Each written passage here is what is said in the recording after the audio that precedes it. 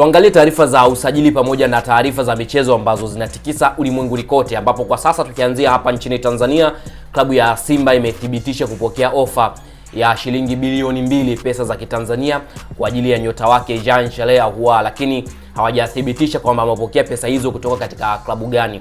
Na Simba tayari ilikuwa inasubiria tu kupokea ofa kwa sababu Jean Charles Ahoua kwenye mkataba wake alikuwa amebakisha miezi 6 tu, kwa maana kuwa mwisho wa msimu huu hapa Jean Charles Ahoua angeondoka bure. Kwa hiyo Simba wamepokea ofa ya shilingi bilioni 2 kwa ajili ya Jean Charles Ahoua. Na kuhusu tetesi za usajili wa beki wa kushoto wa klabu ya Simba Khadim Diao kutoka Mauritania, ambapo tetesi nyingi mitandaoni zinazungumza kwamba Khadim Diao tayari ni mali ya Simba.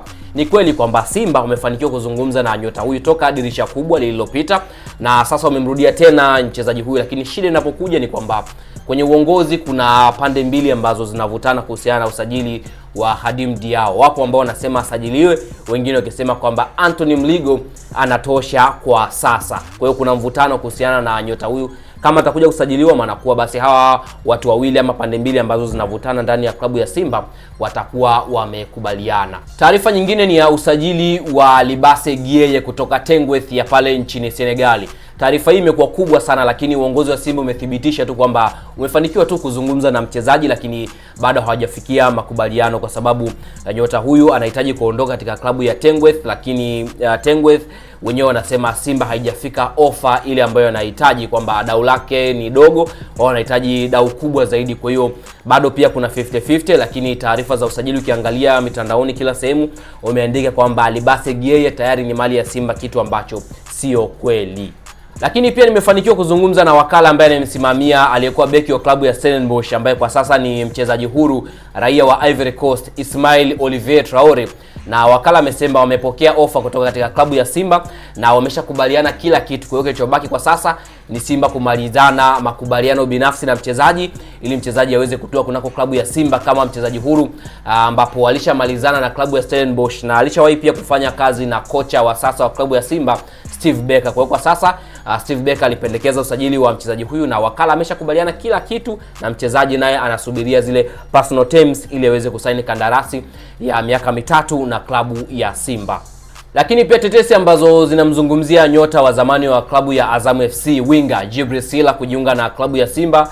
Nimejaribu kuzungumza na viongozi wote wa Simba, hakuna kiongozi ambaye amekubali. Wanasema kwamba walikuwa wanamtolea macho lakini hawajatuma ofa yoyote kwenda kwa Djibril Sila. Kwa hiyo tusitarajie kumuona Djibril Sila katika mitaa ya Msimbazi katika usajili huu wa mwezi Januari, japo tunaelewa kwamba ukitaja mojawapo kati ya mawinga bora zaidi ambao wamepita kwenye ligi kuu ya Tanzania kwa sasa, huwezi kuacha kumtaja Djibril Sila. Lakini Simba wenyewe wamethibitisha kwamba wanamkubali, lakini mpaka sasa hakuna mawasiliano ambayo yamefanywa baina ya Simba na Djibril Sila kwa sababu uongozi unaangalia kile ambacho kocha anakihitaji. Kwa hiyo mapendekezo ya kocha ndio mapendekezo ambayo yanafanywa kazi na uongozi wa Simba Sports Club.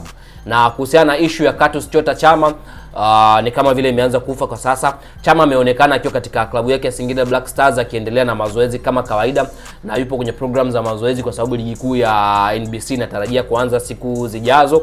Kwa Chama ameendelea na mazoezi kama kawaida.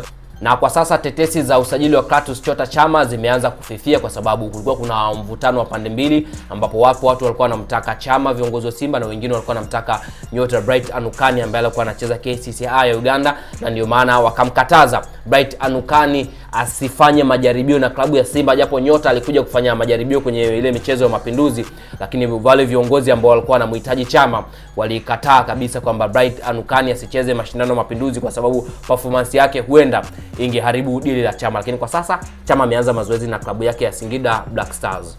Tukihamia Jangwani, klabu ya Radom kutoka nchini Poland imethibitisha kwamba tayari imemalizana kila kitu na imemuuza mshambuliaji wao Depu kwenda Young Africans kwa mkataba wa moja kwa moja, yani permanent deal. Kuna baadhi ya watu ambao walikuwa wanazungumza kwamba nyota huyu anaenda Young Africans kwa mkopo, lakini klabu yake ya Radom kutoka Poland imethibitisha kwamba Depu ni mchezaji halali wa Young Africans kwa mkataba wa kudumu. Kwa hiyo muda wowote kuanzia sasa Depu anaenda kutambulishwa pale Jangwani. Djigui Diarra tayari amesharejea mara baada ya kumaliza majukumu yake katika timu yake ya taifa ya Mali, na sasa muda wote tutarajie kumuona akianza mazoezi na klabu yake ya Young Africans. Enzo Maresca, Antonio Conte, pamoja na Jurgen Klopp ni makocha ambao wanatajwa sana pale Real Madrid kwenda kuchukua nafasi ya Xabi Alonso. Tunaelewa kwamba Xabi alifukuzwa mara baada ya kupoteza ile finali ya Supercopa de España, lakini sasa kocha ambaye alipewa majukumu yale kwa muda, Alvaro Arbeloa, mchezo wake wa kwanza tu